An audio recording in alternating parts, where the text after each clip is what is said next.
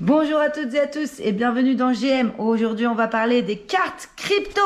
Un sujet que j'adore. Je ne me suis pas encore exprimée là-dessus, mais je vais enfin pouvoir dire ce que je pense. Donc, je suis super contente.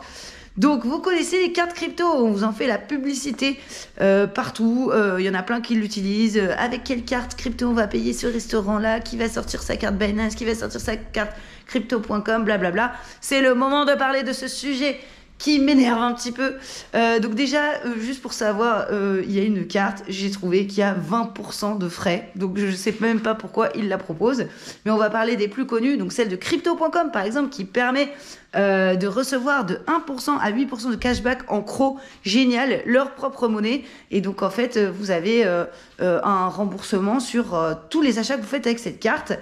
Et vous avez aussi évidemment, alors ça c'est pas mal, 100% de cashback sur votre abonnement Spotify et votre abonnement Netflix. Bon, ça on va en parler et vous allez voir que c'est pas si bien que ça. Mais bon, l'offre est alléchante et attire énormément de personnes. C'est pour ça que beaucoup de personnes ont une carte crypto.com. Il y a plusieurs couleurs et puis des avantages différents. Ensuite, on a la carte Coinbase avec du 4% en Stellar Lumens en XLM que vous recevez à chaque fois que vous payez avec cette carte. Bitpanda vous permet aussi d'avoir du cashback et quelques avantages.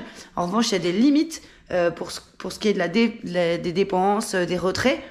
Et on a évidemment la carte Binance. Alors ça, on s'en donne à cœur joie, énormément de publicité pour cette carte avec du cashback en fonction du nombre de BNB que vous stackez sur la plateforme ou sur la carte. Je ne sais pas exactement puisque je ne l'ai pas fait et vous allez savoir pourquoi je ne l'ai pas fait après. Et donc ça, c'est plutôt avantageux parce que le BNB, en ce moment, il se porte bien et recevoir des BNB en cashback, c'est pas mal, on dira. Et l'avantage de toutes ces cartes, en fait, c'est qu'elles sont Visa, l'avantage. On va voir ça. Donc les cartes Visa, donc vous pouvez payer chez quasiment tous les commerçants dans 200 pays, donc hyper pratique. En revanche, il y a un mensonge publicitaire, mais c'est vraiment de l'ordre du mensonge publicitaire, c'est de vous dire que vous payez en crypto.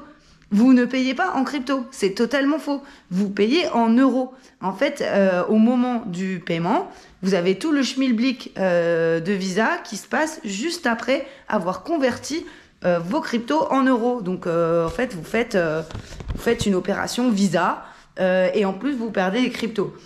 Sachez que vous devez déclarer tous les paiements que vous faites avec ces cartes, puisque vous faites une conversion, donc vous avez peut-être une plus-value ou une moins-value. Donc, vous devez maintenir le registre de tous ces paiements et les intégrer dans vos impôts, puisque vous êtes en train de vendre des actifs numériques et que c'est considéré comme quelque chose sur lequel vous avez une flat tax. Donc, vous devez tout enregistrer et tout envoyer. Donc, ça doit être une galère. Je ne comprends pas pourquoi les gens font ça, mais bon, vous m'expliquerez peut-être dans les commentaires. Donc, ensuite, on a les plateformes qui nous expliquent que c'est pour participer à l'adoption des crypto-monnaies. Puisque vous convertissez des crypto-monnaies, j'ai quand même l'impression que c'est pas vraiment participer à l'adoption des crypto-monnaies, puisque le commerçant, lui, ne reçoit que des euros. Alors, vous me direz, moi, je suis plutôt favorable, en fait, à ce genre de choses. Par exemple, payer des NFT en euros, qu'il y ait d'autres personnes qui conservent pour vous les cryptos. J'ai pas vraiment de problème avec ça. J'ai un problème avec le fait qu'on vous fasse croire que ce soit pour l'adoption, alors que c'est pour l'adoption de leur plateforme. Parce qu'en fait, vous êtes en train de holder des crypto-monnaies de leur plateforme, par exemple le CRO, un peu de force puisque vous voulez continuer d'utiliser cette carte. Et pourquoi vous voulez continuer d'utiliser cette carte? Vous voulez continuer de l'utiliser parce que vous avez 100% de cashback sur Spotify ou sur Netflix avec. Donc ils essayent de se rendre indispensable. Vous avez une carte, c'est pratique. Après, vous n'allez pas revenir en arrière. Et donc, vous continuez de stacker et de conserver des crypto-monnaies de leur plateforme. Et moi, je trouve que c'est pas fou. Et surtout, vous continuez d'utiliser, de faire des frais de transaction pour eux, etc. Donc, pour moi, dire que c'est pour l'adoption, je trouve que c'est un petit peu... voilà, c'est pas incroyable. Et donc, à vous de voir. Hein. Moi, je trouve ça... Je suis pas favorable parce que je trouve que ça serait plus intelligent pour nous d'essayer de convaincre plus de commerçants d'accepter des crypto-monnaies. Et dans ces cas-là, on pourrait avoir juste besoin d'un QR code pour payer. Ce serait encore plus simple, on pourrait payer avec notre téléphone. Et d'ailleurs, je vais vous parler de 2 produits sympas de chez Concate qui sont donc plutôt sur... c'est que BTC, que Bitcoin. Et donc, on a une carte qui s'appelle TapSign. Alors, je ne sais pas si c'est TapSign... Oui, TapSigner. Et donc, en fait, vous faites votre transaction avec le téléphone et vous avez votre clé privée pour valider, pour signer la transaction avec TapSigner grâce à du NFC, c'est la puce. Donc ça c'est cool. Ou vous avez des cartes rechargeables et utilisables 10 fois qui s'appellent SatsCard.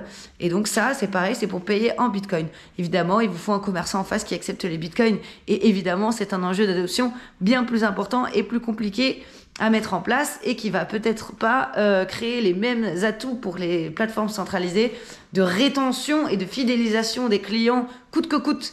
Mais voilà, je voulais juste vous dire, vraiment retenez, quand vous payez avec une carte crypto, vous ne payez pas en crypto. Vraiment, c'est faux. C'est juste faux. Et Visa, c'est complètement absurde. Quand vous travaillez, quand vous faites travailler Visa, quand vous utilisez leur carte, et ben en fait, vous allez à l'encontre de ce qu'on voulait faire avec Bitcoin, puisque Bitcoin est un système de paiement, c'est clairement le plus gros concurrent de Visa. Et Visa vient en fait gratter des parts de marché sur Bitcoin et sur l'adoption de Bitcoin et des crypto-monnaies en vous proposant de faire le lien entre les échanges centralisés et les commerçants. Mais je trouve ça complètement absurde. Pour moi, on va dans le mauvais sens. Après, moi, je comprends. Peut-être que c'est fun aussi, que ça permet aux gens de comprendre ce qu'est une crypto-monnaie, de commencer à s'habituer à les manipuler. Mais faites très attention, ne vous trompez pas. Sachez bien dans quoi vous êtes en train de vous mettre. Voilà, et je vous souhaite une très très très bonne semaine. Je vous invite à aller regarder ma vidéo sur Bitcoin physique parce que ça touche pas mal à ce sujet-là. On avait déjà parlé de CoinKite la semaine dernière, donc je vous la mets tout de suite en suggestion. Ciao!